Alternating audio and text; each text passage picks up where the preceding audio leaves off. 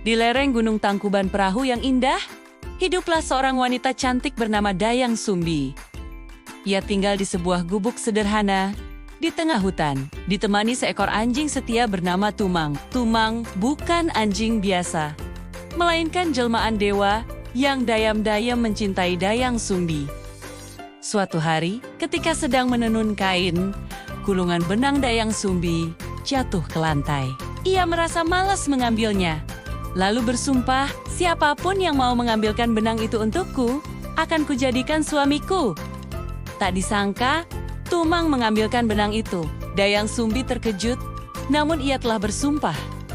Dan akhirnya, menikah dengan Tumang. Dari pernikahan itu lahirlah seorang anak laki-laki tampan bernama Sangkuriang. Sangkuriang tumbuh menjadi anak yang kuat, cerdas, dan gemar berburu. Ia sangat menyayangi ibunya, meski tak tahu bahwa Tumang, anjing yang selalu menemaninya, adalah ayahnya sendiri.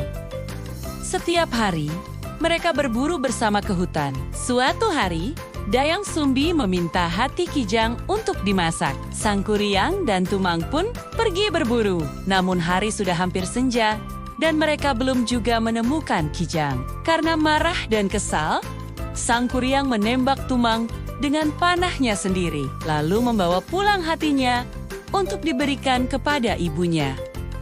Dayang Sumbi memasak hati itu tanpa curiga. Setelah makan, ia memanggil Tumang, tetapi anjing itu tak juga datang. Ia bertanya pada Sangkuriang, "Di mana Tumang?" Sangkuriang menjawab jujur bahwa ia telah membunuhnya. Mendengar itu, Dayang Sumbi sangat marah dan sedih. Dengan senduk yang masih panas, ia memukul kepala Sangkuriang hingga terluka. Sangkuriang menangis, lalu berlari meninggalkan rumah. Sejak saat itu, Dayang Sumbi hidup sendiri, menyesali perbuatannya setiap hari. Waktu berlalu sangat lama. Dayang Sumbi diberi anugerah awet muda oleh para dewa karena ketulusannya dan penyesalannya yang mendalam. Ia tetap cantik seperti saat muda. Bertahun-tahun kemudian, Sangkuriang yang telah dewasa kembali ke hutan tempat ia lahir. Ia tidak mengenali ibunya sendiri, karena Dayang Sumbi tampak seperti gadis muda yang cantik jelita. Sangkuriang jatuh cinta padanya, tanpa tahu siapa dia sebenarnya. Dayang Sumbi pun terkejut. Ia mengenali bekas luka di kepala Sangkuriang, bekas pukulan senduk dahulu. Dengan hati bergetar, ia menyadari bahwa pria itu adalah anaknya. Dayang Sumbi berusaha menolak lamaran Sangkuriang dengan berbagai cara, namun Sangkuriang bersikeras ingin menikah. Akhirnya, Dayang Sumbi mengajukan satu syarat. Ia berkata dengan tenang, "Baiklah, Sangkuriang, aku akan menikah denganmu jika kau bisa membuat sebuah perahu besar dan membendung sungai agar menjadi danau. Semuanya harus selesai dalam satu malam." Sangkuriang menyanggupi. Ia memanggil Meklik-Meklik halus untuk membantunya. Ganang digali, sungai dibendung, pepohonan tumbang untuk dijadikan perahu.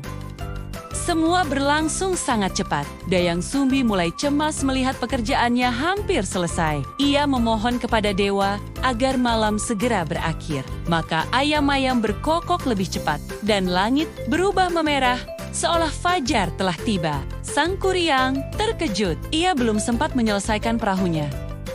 Menyadari dirinya ditipu, ia murka. Dengen Amora, ia menendang perahu itu hingga terbalik. Perahu besar itu kemudian berubah menjadi gunung, yang kini dikenal sebagai Gunung Tangkuban Perahu, yang artinya perahu terbalik. Setelah itu, Sangkuriang pergi ke hutan dan menghilang entah kemana.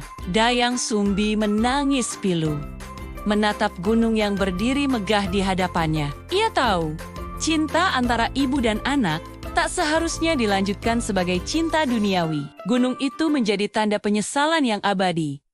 Kisah tentang kesalahan, pengampunan, dan kasih seorang ibu yang tak lekang oleh waktu. Dan sampai hari ini, jika kamu berkunjung ke Bandung dan melihat bentuk Gunung Tangkuban Perahu yang menyerupai perahu terbalik, ingatlah kisah Sangkuriang dan Dayang Sumbi, bahwa cinta sejati bukan tentang memiliki, melainkan memahami dan melepaskan dengan ikhlas.